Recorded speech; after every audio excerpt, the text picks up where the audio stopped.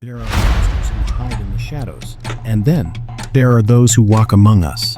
He had a smile that could disarm anyone, a calm, confident voice, a face that radiated trust. But behind that handsome, well-mannered mask lived one of the most terrifying killers in American history. His name was Theodore Robert Bundy, a man who appeared to have everything going for him: intelligence, charm, ambition. Yet for years, he led a double life, leaving behind a trail of young women who simply vanished. He wasn't the boogeyman hiding under the bed. He was the stranger offering help, the friendly law student, the clean-cut man with a broken arm and a set of crutches, asking for just a moment of your time. He forced America to confront a horrifying question: how well can you ever truly know someone? It's the early 1970s.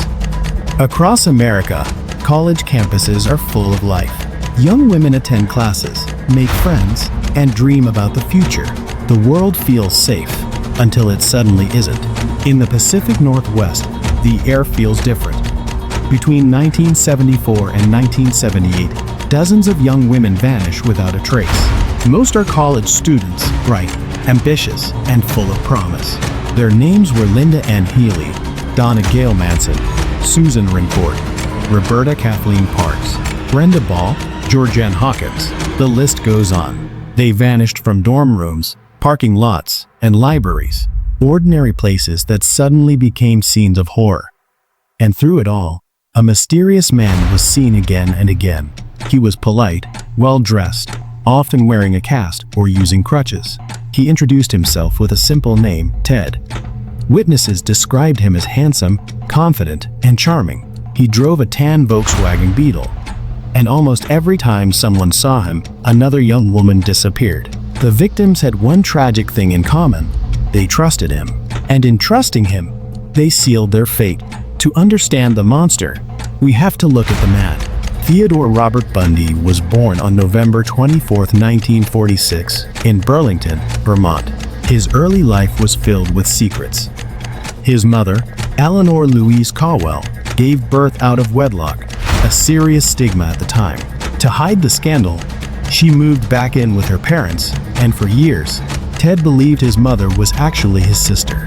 That early deception planted a seed, one that would grow into deep resentment, confusion, and anger.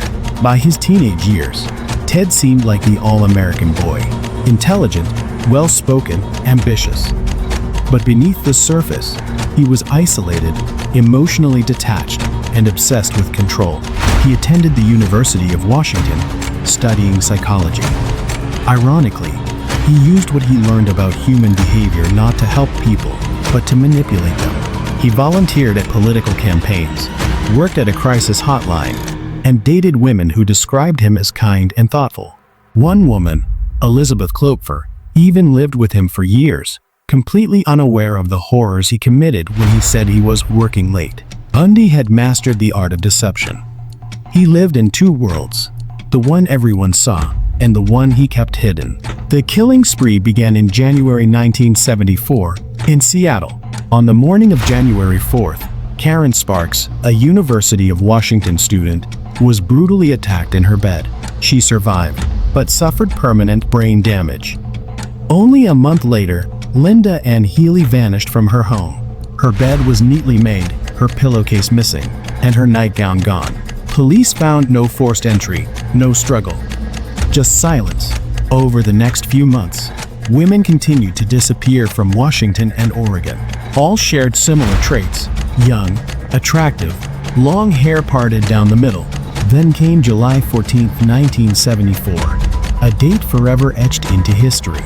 At Lake Sammamish State Park, a man named Ted approached several young women. He wore a sling, carried a cast on his arm, and asked for help loading a sailboat onto his car. By the end of that day, two women, Janice Ott and Denise Naslund, were gone.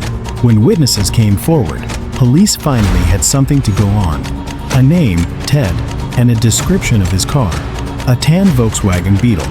But there was a problem. The name Ted and the car matched dozens of men.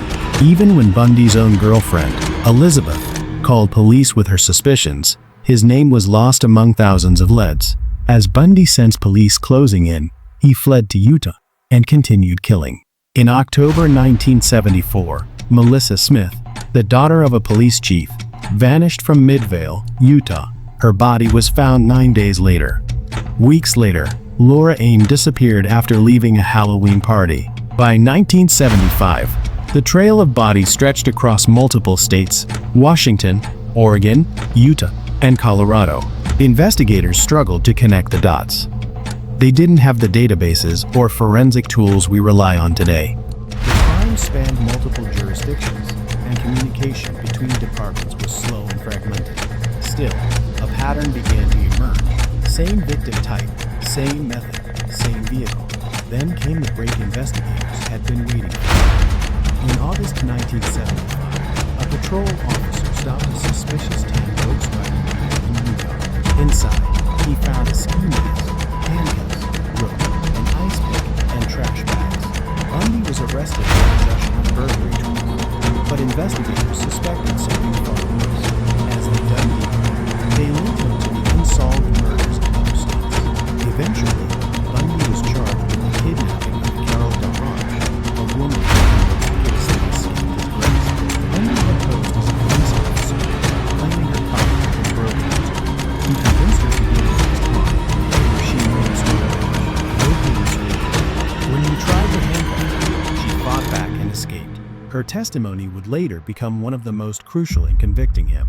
In 1976, Bundy was convicted of kidnapping, but before further charges could stick, he did something that shocked the world. He escaped custody. His first escape came in June 1977, when he jumped from a courthouse window in Aspen, Colorado, while representing himself at trial.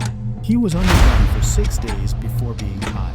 6 months later, he escaped again, this time cutting a hole in the ceiling of his jail cell and crawling through.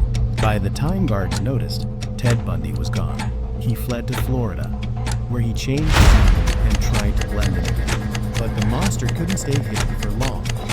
In January 1978, Bundy struck again, this time with horrifying brutality, at Florida State University's Chi Omega sorority house. He broke in during the early hours of the morning and attacked 4 young women, killing 2 of them, Lisa Levy and Margaret, and leaving the others severely injured. A few weeks later, he kidnapped and murdered 12-year-old Kimberly. When he was finally caught driving a stolen car, Bundy's reign of terror was over, and the world was about to see just how far his charges reached. His trial in Florida became one of the first televised court cases in U.S. history. Bundy relished the occasion, smiling for cameras, cross-examining witnesses, and even proposing marriage to a woman who knew Carol proceedings. Despite overwhelming evidence, including bystanders and pictures that matched his teeth, Bundy continued to play the innocent, charming man. The jury didn't buy it. In July 1979, Ted Bundy was found guilty and sentenced to death. Even from death row, Bundy toyed with investigators and journalists, offering partial confessions, trying to trade information to delay his execution. Over time, he admitted to killing at least 30 women across 7 states, though experts believe the real number was far higher. His calm, articulate interviews became chilling studies in manipulation and ego. He blamed pornography, upbringing, even the pressures of society. Never himself. On January 24, 1989, Ted Bundy was executed in the electric chair at Florida State Prison. Crowds gathered outside, cheering and waving signs that read, "Burn, Bundy, burn." For the families of his victims, justice had finally come, but closure remained gruesome. Bundy's crimes changed America forever. He wasn't a monster hiding in the dark. He was the man next door, the co-worker, the friend, the boyfriend. His case inspired books, movies, and documentaries, but it also sparked deeper conversations about trust, manipulation, and the psychology of evil. For many, Bundy symbolized the danger of charisma, the terrifying reality. Evil doesn't always look dangerous. Sometimes it smiles. Even decades later, we still ask, what drove Ted Bundy to carry on as mental illness? Or something far darker? An emptiness so complete that he simply enjoyed the suffering of others? We may never know. But what we do know is this: the women he murdered were not just victims. They were daughters, students, dreamers. They had names, lives, and futures. And while Bundy's name will live in infamy, theirs deserve to be remembered too. Linda, Donna, Susan, Brenda, Janice, Denise, Georgette, Melissa, Laura, Lisa, Margaret, Kimberly. Their lives remind us that evil doesn't always come with warning signs. It can smile at you. It can hold the door open. It can ask for help and thank you as it led you to your death. Ted Bundy was executed over 3 decades ago. But the questions he left behind still haunt us. How could someone so normal be capable of such horror? And how many others like him still walk among us, smiling, waiting, watching? This is Crimes Unknown, where cold cases refuse to stay buried. Subscribe and turn on notifications for more haunting mysteries. And don't forget to like the video to support real crime stories that deserve to be heard. Drop your theories in the comments.